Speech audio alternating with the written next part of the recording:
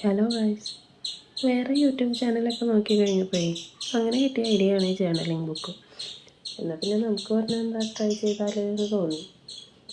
അപ്പോൾ നോക്കുമ്പോൾ ഡയറി ഇല്ല, പിന്നെന്താണ് കവർ ചെയ്യാനായിട്ടുള്ള ക്ലോത്തിങ്സ് ഇല്ല, ഇതൊന്നുമില്ല.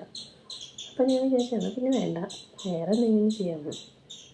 അപ്പോൾ ഉണ്ടടാ ഒരു പഴയ നോട്ട്ബുക്ക് ഇരിക്കും.